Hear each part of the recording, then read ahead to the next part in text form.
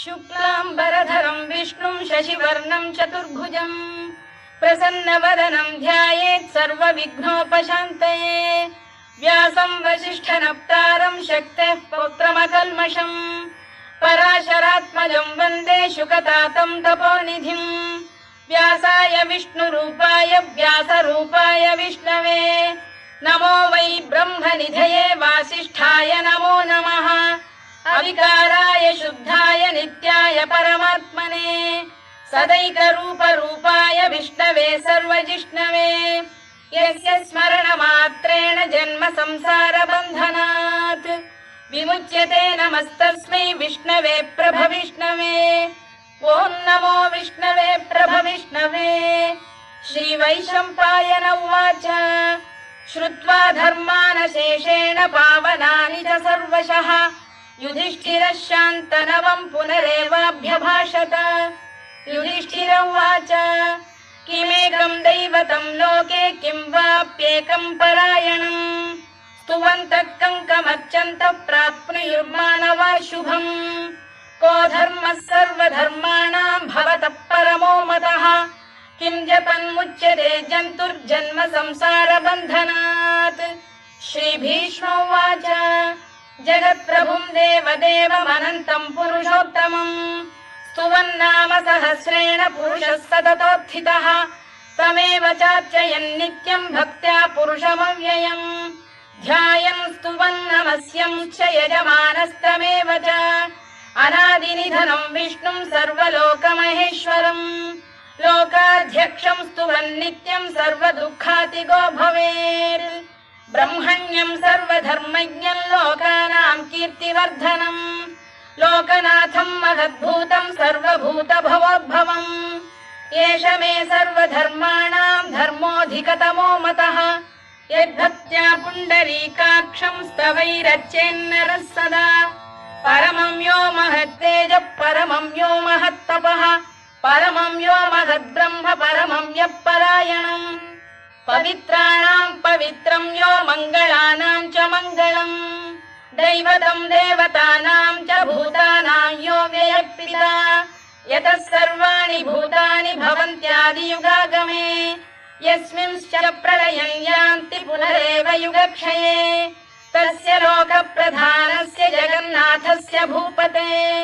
विष्णोर्नाम सहस्रं मे शृणु पापभयापहम् यानि नामानि गौणानि विख्यातानि महात्मनः ऋषिभिः परिगीतानि तानि वक्ष्यामि भूतये। ऋषिर्नाम्नां सहस्रस्य वेदव्यासो महामुनिः छन्दोऽनुष्टुप् तथा देवो भगवान् देवकीसुतः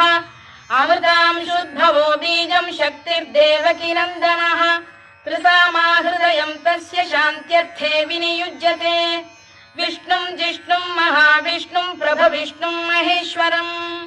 अनेकरूपदैत्यान्तं नमामि पुरुषोत्तमम्। अस्य श्रीविष्णोर्दिव्यसहस्रनामस्तोत्रमहामन्त्रस्य श्रीवेदव्यासो भगवान् ऋषिः अनुष्टुप्छन्दः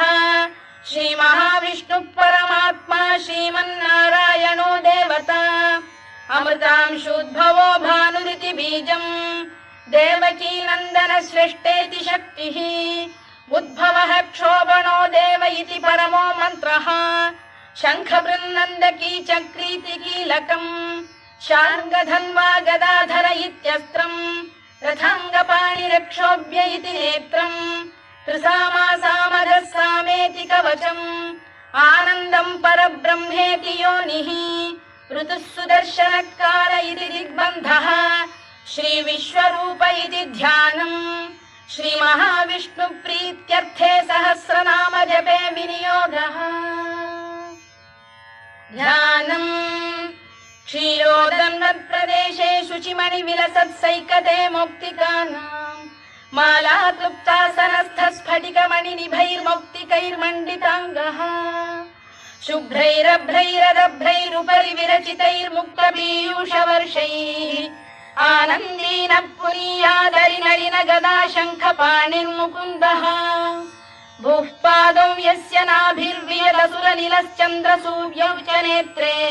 कर्णावाशा शिरोद्यौर्मुखमपि दहनो यस्य वास्तेयमब्धिः अन्तस्थं यस्य विश्वं सुरनरखगो भोगि गन्धर्वदैत्यैः चित्रं रम्यते तं त्रिभुवन वपुषं विष्णुमीशं नमामि।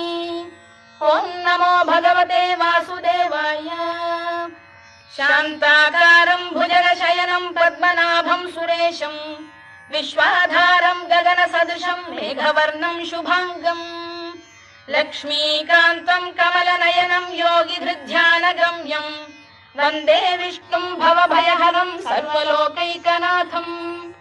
मेघश्यामं पीतकौशेयवासं श्रीवत्साङ्कं कौस्तुभोद्भासिताङ्गम् पुण्योपेतं पुण्डरीकायताक्षं विष्णुं वन्दे सर्वलोकैकनाथम्। नमः समस्तभूतानामादिभूताय भूभृते अनेकरूपरूपाय विष्णवे प्रभविष्णवे सशङ्खचक्रं सकिरीटकुण्डलं सपीतवस्त्रं सरसीरुभेक्षणं सहारवक्षस्थलशोभिकौस्तुभं नमामि विष्णुं शिरसा चतुर्भुजम्। छायायां पारिजातस्य हेमसिंहासनोपरि आसीनमम्बुदश्याममायताक्षमलङ्कृतम् चन्द्राननं चतुर्बाहुं श्रीवत्साङ्कितवक्षसम् रुक्मिणी सत्यभामाभ्यां सहितं कृष्णमाश्रये।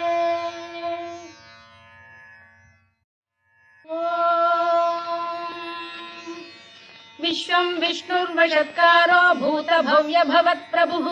भूतभृद्भावो भूतात्मा भूतभावनः भूतात्मा परमात्मा च मुक्तानां परमागतिः अव्ययः पुरुषः साक्षी क्षेत्रज्ञोऽक्षर एव च योगो योगविदां नेता प्रधानपुरुषेश्वरः नारसिंहवपुः श्रीमान् केशवः पुरुषोत्तमः सर्वशर्व शिवस्थाणुर्भूतादिर्निधिरव्ययः सम्भवो भावनो भर्ता प्रभव प्रभुरीश्वरः स्वयंभूः शम्भुरादित्यः पुष्कराक्षो महास्वनः अनादिनिधनो धाता विधाता धातुरुत्तमः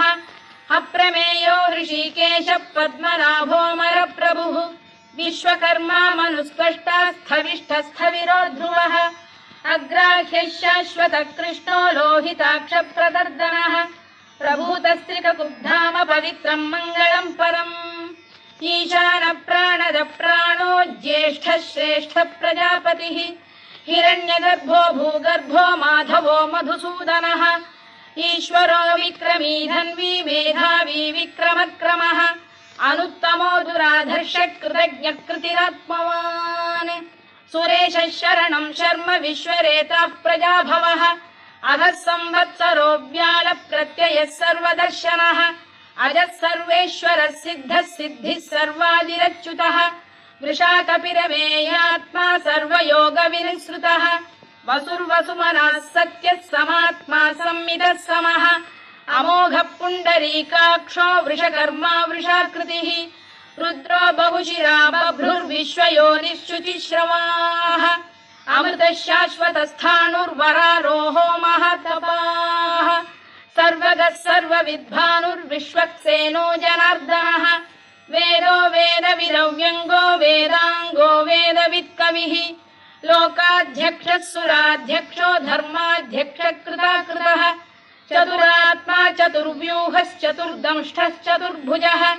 भ्राजिष्णुर्भोजनं भोक्ता सहिष्णुर्जगदादिजः अनघो विजयो जेता विश्वयोनिः पुनर्वसुः उपेन्द्रो वामनः प्रांशुरमोघः शुचिरूर्जितः अतीन्द्रः सङ्ग्रहः सर्गो धृतात्मा नियमो यमः वेद्यो वैद्यः सदा योगी वीरः माधवो मधुः अतीन्द्रियो महामायो महोत्साहो महाबलः महाबुद्धिर्महावीर्यो महाशक्तिर्महाद्युतिः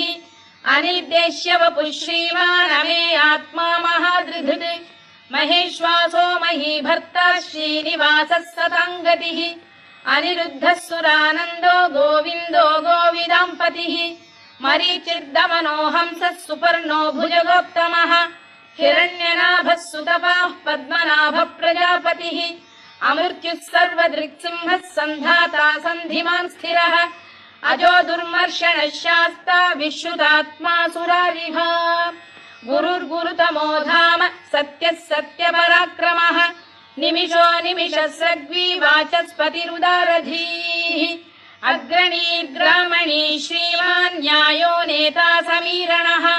सहस्रमूर्धा विश्वात्मा सहस्राक्षः सहस्रपात् आवर्तनो निवृत्तात्मा संवृतः सम्प्रमर्दनः अधः संवर्तको वह्निरनिरोधरणीधरः सुप्रसाद प्रसन्नात्मा विश्वधृक् विश्वभुग्विभुः सत्कर्ता सत्कृतः साधुर्जह्नुर्नारायणो नरः असंख्येयो प्रमेयात्मा विशिष्टः शिष्टकृच्छुचिः सिद्धार्थः सिद्धसङ्कल्पः सिद्धिदः सिद्धिसाधनः वृषाही वृषभो विष्णुर्वृषपर्वा वृषोदरः वर्धनो वर्धमानश्च विविक्तः श्रुतिसागरः सुभुजो दुर्धरो वाग्मी महेन्द्रो वसुदो वसुः नैकरूपो बृहद्रूपः शिपिविष्टप्रकाशनः ओजस्तेजोऽब्जुदिधर प्रकाशात्मा प्रतापनः ऋद्धस्पष्टाक्षरो मन्त्रश्चन्द्रांशुर्भास्करद्युतिः अमृतांशुद्धवो भानुः शशबिन्दुः सुरेश्वरः औषधम् जगतः सेतुः सत्यधर्मपराक्रमः भूतभव्यभवन्नाथः पवनः पावनो नरः कामः कामकृत्कान्तः कामः कामप्रदप्रभुः युगादिकृद्युगावर्तो नैकमायो महाशनः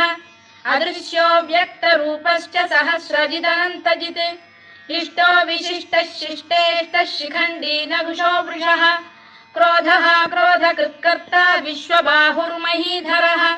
अच्युत प्रथित प्राणदो वासवानुजः अपां निधिरधिष्ठानमप्रमत्त प्रतिष्ठितः स्कन्दधरो धुर्यो वरदो वायुवाहनः वासुदेवो बृहद्भानुरादिदेवः पुरन्दरः अशोकस्तारणस्तारः शूरः शौरिर्जनेश्वरः अनुकूलः शतावर्तः पद्मी पद्मनिभेक्षणः पद्मनाभोरविन्दाक्षः पद्मगर्भः शरीरभृत् महर्धिर्वृद्धो वृद्धात्मा महाक्षो गरुडध्वजः अतुलः शरभो भीमः समयज्ञो हविर्हरिः सर्वलक्षणलक्षण्यो लक्ष्मीवान् समितिञ्जयः विक्षरो रोहितो मार्गो हेतुर्दामोदरः सः महीधरो महाभागो वेगवानमिताशनः उद्भवः क्षोभणो देवः श्रीगर्भः परमेश्वरः करणम् कारणम् कर्ता विकर्ता गहनो गुहः व्यवसायो व्यवस्थानः संस्थानस्थानदो ध्रुवः परधिः परमस्पष्टः तुष्टः पुष्टः शुभेक्षणः रामो विरामो विरतो मार्गो नेयोनयोनयः वीरः शक्तिमताम् श्रेष्ठो धर्मो धर्मविदुत्तमः वैकुण्ठः पुरुष प्राण प्राणद प्रणव पृतुः हिरण्यगर्भः शत्रुघ्नो व्याप्तो वायुरधोक्षजः ऋतुः सुदर्शनकालः परमेष्ठी परिग्रहः उग्रः संवत्सरो दक्षो विश्रामो विश्वदक्षिणः विस्तारस्थावरस्थाणुः प्रमाणम् बीजमव्ययम् अर्थोऽनर्थो महाकोशो महाभोगो महाधनः अनिर्विण्णस्थविष्ठो भूर्धर्मयूपो महामखः नक्षत्रनेमिर्नक्षत्री क्षमः क्षामः समीहनः यज्ञयुज्यो महेज्यश्च क्रतुः सत्रम् सताम् गतिः सर्वदर्शी विमुक्तात्मा सर्वज्ञो ज्ञानमुत्तमम् सुव्रतः सुमुखः सूक्ष्मः सुघोषः सुखदः सुहृद् मनोहरोजितक्रोधो वीरबाहुर्विदारणः स्वापनः स्ववशो व्यापी नैकात्मानैककर्मकृत् वत्सरो वत्सलो वत्सी रत्नगर्भोधनेश्वरः धर्मकृद्धर्मी सदसक्षरमक्षरम् अविज्ञाता सहस्रांशुर्विधाता कृतलक्षणः गभस्तिनेमिः सप्तस्तः सिंहो भूतमहेश्वरः आदिदेवो महादेवो देवेशो देवभृद्गुरुः उत्तरो गोपतिर्गोप्ता ज्ञानगम्यः पुरातनः शरीरभूतभृद्भोक्ता कपीन्द्रो भूरि दक्षिणः सोमपोऽमृतपः सोमः पुरुजिः पुरुषत्तमः विनयो जयः सत्यसन्धो दाशार्हः सात्वताम् पतिः जीवो विनयिता साक्षी मुकुन्दो मितविक्रमः अम्भोनिधिरनन्तात्मा महोदधिशयोऽन्तकः अजो महार्घः स्वाभाव्यो जितामित्रप्रमोदनः आनन्दो नन्दनो नन्दः सत्यधर्मात्रिविक्रमः महर्षि कपिलाचार्यः कृतज्ञो मेदिनीपतिः त्रिपदस्त्रिदशाध्यक्षो महाशृङ्गकृतान्तकृत् महावराहो गोविन्दः सुषेणः कनकाङ्गनी गुह्यो गभीरो गहनो गुप्तश्चक्रगदाधरः मेधास्वाङ्गो जितकृष्णो दृढः सङ्कर्षणोच्युतः वरुणो वारुणो वृक्षः पुष्कराक्षो महामनाः भगवान् भगहानन्दी वनमाली हलायुधः आदित्यो ज्योतिरादित्यः सहिष्णुर्गतिसप्तमः सुधन्वाखण्ड परशुर्दारुणो द्रविणप्रदः दिवस्पृक् सर्वदृग्व्यासो वाचस्पतिरयो निजः त्रिसामासामगः साम निर्वाणम् भेषजम् भिषज सन्न्यासकृच्छमः शान्तो निष्ठा शान्तिपरायणम् शुभाङ्गः शान्तिदः स्रष्टा कुमुदः कुवलेशयः गोहितो गोपतिर्गोप्ता वृषभाक्षो वृषप्रियः अनिवर्ती निवृत्तात्मा संक्षेप्ताक्षेमकृत् शिवः श्रीवत्सवक्षः श्रीवासः श्रीपतिः श्रीमताम्बरः श्रीधः श्रीशः श्रीनिवासः श्रीनिधिः श्रीविभावनः श्रीधरः श्रीकरः श्रेयः श्रीमान् लोकत्रयाश्रयः स्वक्षः स्वङ्गः शतानन्दो नन्दिर्ज्योतिर्गणेश्वरः विजितात्मा विधेयात्मा सत्कीर्तिश्छिन्न संशयः उदीर्णः सर्वतश्चक्षुरनीशः शाश्वतस्थिरः भूषयो भूषणो भूतिर्विशोकः शोकनाशनः अर्चिष्मानर्चितः कुम्भो विशुद्धात्मा विशोधनः अनिरुद्धो प्रतिरथ प्रद्युम्नोमित विक्रमः कालनेमिनिः वीरः शौरिः शूरजनेश्वरः त्रिलोकात्मा त्रिलोकेशः केशवः केशिहा हरिः कामदेवः कामपालः कामी कान्तकृतागमः अनिर्देश्य वपुर्विष्णुर्वीरोऽनन्तो धनञ्जयः ब्रह्मण्यो ब्रह्मकृद्ब्रह्मा ब्रह्म ब्रह्मविवर्धनः ब्रह्मविब्राह्मणो ब्रह्मी ब्रह्मज्ञो ब्राह्मणप्रियः महाकमो महाकर्मा महातेजा महोरगः महाक्रतुर्महायज्वा महायज्ञो महाहविः स्तव्यस्तव प्रियस्तोत्रम् स्तुतिस्तोतारणप्रियः पूर्णः पूरयिता पुण्यः पुण्यकीर्तिरनामयः मनोजवस्तीर्थकरो वसुरेता वसुप्रदः वसुप्रदो वासुदेवो वसुर्वसुमनाहविः सद्गतिः सत्कृतिः सत्ता सद्भूतिः सत्परायणः शूरसेनो यदुश्रेष्ठः सन्निवासः सुयामुनः भूतावासो वासुदेवः सर्वासु निलयो नलः दर्पः दर्पदो दृप्तो दुर्धरोऽथा पराजितः विश्वमूर्तिर्महामूर्तिर्दीप्तमूर्तिरमूर्तिमान् अनेकमूर्तिरव्यक्तः शतमूर्तिः शताननः एकोनैकः स वक्र किम् यत्तत्पदमनुत्तमम् लोकबन्धुर्लोकनाथो माधवो भक्तवत्सलः सुवर्णवर्णो हेमाङ्गो वराङ्गश्चन्दनाङ्गदी वीरः विषमः शून्यो घृता क्षीरचरश्चरः अमानी मानदो मान्यो लोकस्वामी त्रिलोकधृत् सुमेधा मेधजो धन्यः सत्यमेधाधराधरः तेजो वृषोद्युतिधरः सर्वशत्रुभृताम्बरः प्रग्रहो निग्रहो व्यग्रो नैकशृङ्गो गदाग्रजः चतुर्मूर्तिश्चतुर्बाहुश्चतुर्व्यूहश्चतुर्गतिः चतुरात्मा चतुर्भावश्चतुर्वेदविदेकपात् समावर्तो निवृत्तात्मा दुर्जयो दुरधिक्रमः दुर्लभो दुर्गमो दुर्गो दुरावासो दुरारिः शुभाङ्गो लोकसारङ्गः सुतन्तुस्तन्तु वर्धनः इन्द्रकर्मा महाकर्मा कृतकर्मा कृतागमः उद्भवः सुन्दरः सुन्दो रत्ननाभः सुलोचनः अर्को वाजसनः शृङ्गी जयन्तः सर्वविजयी सुवर्णबिन्दुरक्षोभ्यः सर्ववागीश्वरेश्वरः महाह्रदो महागर्तो महाभूतो महानिधिः कुमुदः कुन्दरः कुन्दः पर्जन्यः पावनो निलः अमृताशोऽमृतवपुः सर्वज्ञः सर्वतोमुखः सुलभः सुव्रतः सिद्धः शत्रुजिच्छत्रुतापनः न्यग्रोधोदुम्बरोश्वत्तश्चाणूरा महिषूदनः सहस्रार्चिः सप्तजिह्वः सप्तैधाः सप्तवाहनः अमूर्तिरनघोचिन्त्यो भयकृद्भयनाशनः अणुबृहत्कृशस्थूलो गुणभिर्निर्गुणो महान् अधृतस्वधृतस्वास्य प्राग्वंशो वंशवर्धनः भारभृत्कथितो योगी योगीशः सर्वकामदः आश्रमश्रमणः क्षामः सुपर्णो वायुवाहनः धनुर्धरो धनुर्वेदो दण्डो दमयिता दमः अपराजितः सर्वसहो नियन्ता नियमो यमः सत्त्ववान् सात्विकः सत्यः सत्यधर्मपरायणः अभिप्रायप्रियार्होरप्रियकृत्प्रीतिवर्धनः विहाय सगदिर्ज्योतिः सुरुचिर्पुतभुग्विभुः रविर्विरोचनः सूर्यः सविता रविलोचनः अनन्तो हुतभुग्भोक्ता सुखदो नैकजोऽग्रजः अनिर्विण्णः सदामर्षी लोकाधिष्ठानमद्भुतः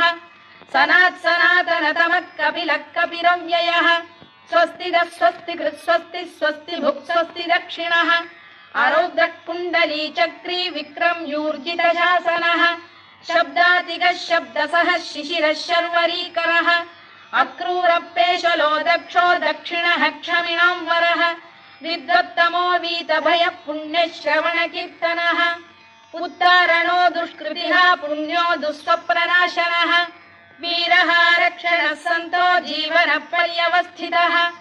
अनन्तरूपोऽनन्तश्रीर्जितमन्युर्भयापहः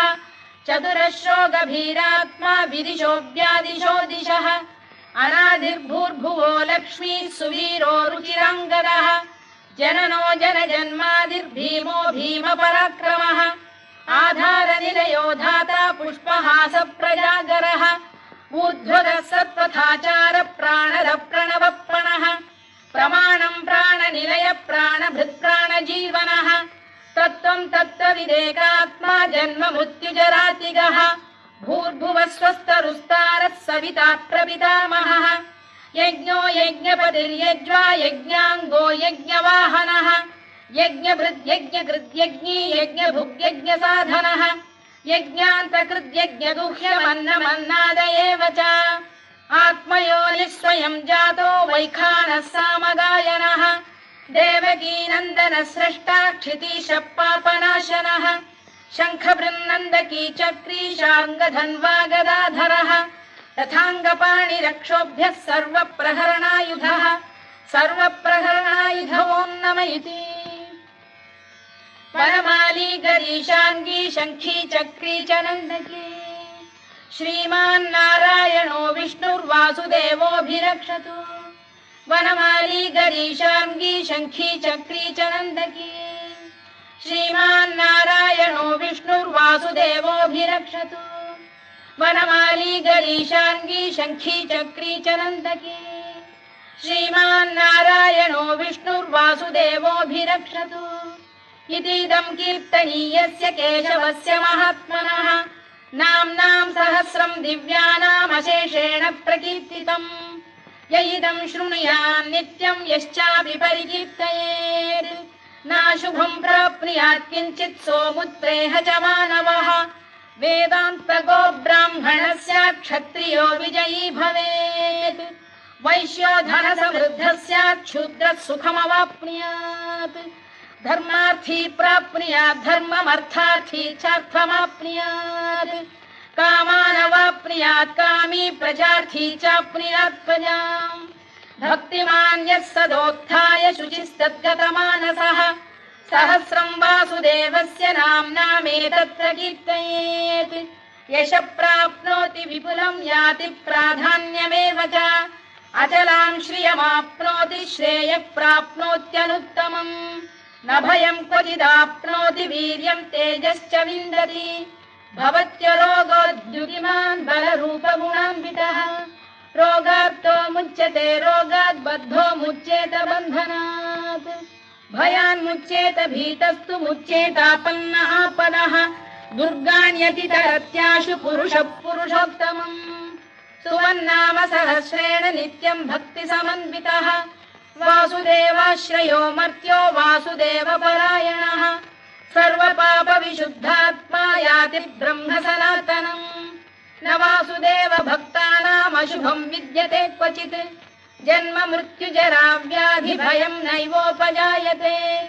इमं स्तवमधीयानः श्रद्धा भक्ति समन्वितः युज्येतात्मसुखक्षान्तिः श्रीधृतिस्मृतिकीर्तिभिः न क्रोधो न च मात्सर्यं न लोभो न शुभामतिः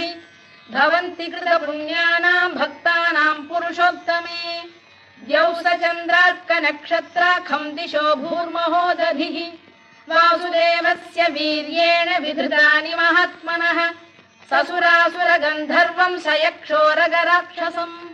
जगत्वशे वर्ततेदं कृष्णस्य सचराचरम् इन्द्रियाणि मनो बुद्धिः सत्त्वं तेजो बलं धृतिः वासुदेवात्मकान्याहुः क्षेत्रं क्षेत्रज्ञ एव च सर्वागमानामाचार प्रथमं परिकल्पते आचार प्रभवो धर्मो धर्मस्य प्रभुरच्युतः ऋषयः पितरो देवा महाभूतानि धातवः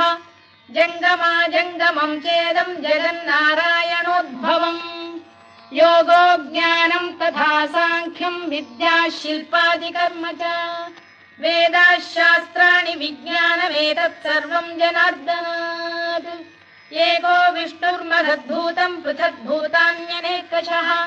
त्रीन् लोकान् व्याप्य भूतात्मा भुङ्क्ते विश्वभुवव्ययः इमं स्तवं भगवतो विष्णोर्व्यासेन कीर्तितम् पठेद्य इच्छेत् पुरुषः श्रेयत् प्राप्तुं सुखानि च विश्वेश्वरमजं देवं जगतः प्रभुमव्ययम् भजन्ति ये पुष्कराक्षं न ते यान्ति पराभवम् न ते यान्ति पराभवम् ओन्नम इति अर्जुनोवाच पद्मपत्र विशालाक्ष पद्मनाभसुरोत्तमा भक्तानामनुरक्तानां त्राता भव जनार्दन श्रीभगवानुवाच यो मां नाम सहस्रेण स्तोतुमिच्छति पाण्डव सोऽहमेकेन श्लोकेन स्तुत एव न संशयः स्तुत एव न संशयोन्नम इति व्यास उवाच वासनाद्वासुदेवस्य वासितं भुवनत्रयम् सर्वभूतनिवासोऽसि वासुदेव नमोऽस्तु ते वासुदेव नमोऽस्तु ते ॐ नम इति पार्वत्युवाच केनोपायेन लघुना विष्णोर्नाम सहस्रकम् पठ्यते पण्डितैर्नित्यं श्रोतुमिच्छाम्यहं प्रभो ईश्वर उवाच श्रीराम राम रामेति रमे रामे मनोरमे सहस्रनाम तत्तुल्यं राम नाम वरानने श्रीराम राम रामेति रमे रामे मनोरमे सहस्रनाम तत्तुल्यं राम नाम वरानने श्रीराम राम रामेति रमे रामे मनोरमे सहस्रनाम तत्तुल्यं राम नाम वरानने राम नाम वरानन ॐ नम इति ब्रह्मोवाच नमोऽस्त्वनन्ताय सहस्रमूर्तये सहस्रपादाक्षि शिरोरुबाहवे सहस्रनाम्ने पुरुषाय शाश्वते सहस्रकोटियुगधारिणे नमः सहस्रकोटियुगधारिणे नमः ॐ नम इति सञ्जय उवाच यत्र योगेश्वर कृष्णो यत्र पार्थो धनुर्धरः तत्र श्रीविजयो भूतिर्ध्रुवा नीतिर्मतिर्मम श्रीभगवानुवाच अनन्याश्चिन्तयन्तो मां ये जनाः पर्युपासते तेषां नित्याभियुक्तानां योगक्षेमं वहाम्यहम् परित्राणाय साधूनां विनाशाय च दुष्कृताम् धर्म संस्थापनार्थाय संभवामि युगे युगे आर्ता विषण्णा शिथिलाश्च भीता घोरेषु च व्याधिषु वर्तमानाः संकीर्त्य नारायण शब्दमात्रं विमुक्तदुःखाः सुखिनो भवन्तु कायेन वाचा मनसेन्द्रियैर्वा बुद्ध्यात्मना वा प्रकृते स्वभावात् करोमि यद्यत् सकलं परस्मै नारायणायेति समर्पयामि।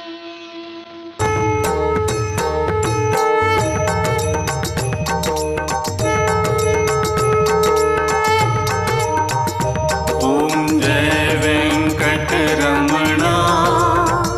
स्वामी जय वेङ्कटरमणा।